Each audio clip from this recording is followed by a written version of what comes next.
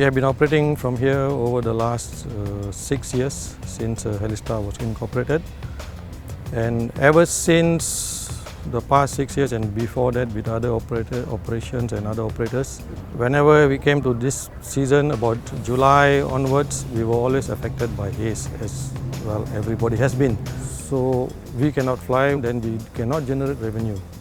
So we have found that over the last 2 months, our flight or our revenue has been reduced by 70%. We are a company that survives solely on revenue from charter flights.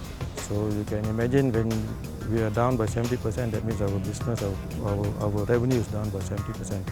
Now what are the consequences, what are the effects to flying? So there are 2 types of flying rules: instrument flight rules and visual flight rules. Instrument flight rules are those rules that are applicable to airlines, business jets, private jets, even helicopters that are equipped to fly instruments. Whereas visual flight rules are for operators like us, helicopters or small operators, where we fly, like the term implies, visual. It means you fly visually. You see, you can fly.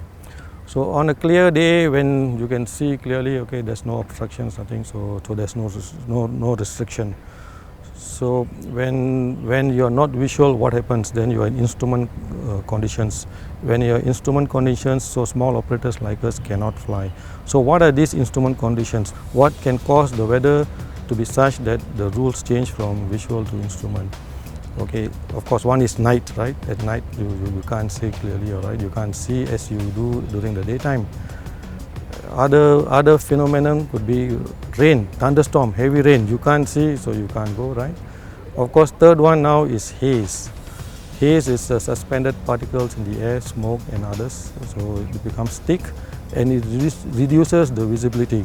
So when the visibility reduces to less than 3 kilometers, then you are into conditions where you are in instrument flight rule conditions. During periods when the visibility is poor, there is a little bit of flexibility which allows operators like us to do some flights. Okay, this is called special visual flight rules. The clearance is granted by the control tower on a case-to-case basis, whereby the visibility is 1,500 meters. The pilot will be able to maintain clear of the cloud and he will be inside of the ground or water. Also will depend on the experience of the pilot.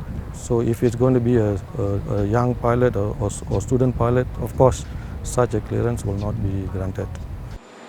So what are the dangers when we fly low like this? What happens?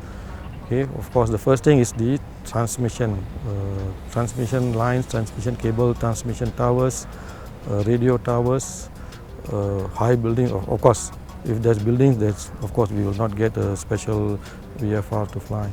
So these are the things, these are the obstructions, these are the dangers that we have to be aware of and to keep clear of.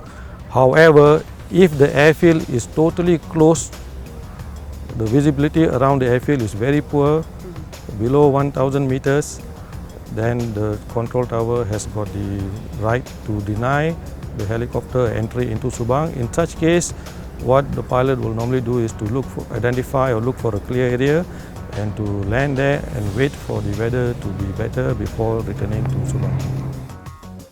Our chief of the Air Force once said that it's better to land and stretch your leg and to stretch your life as well. Have a cup of coffee somewhere and wait for the weather to clear.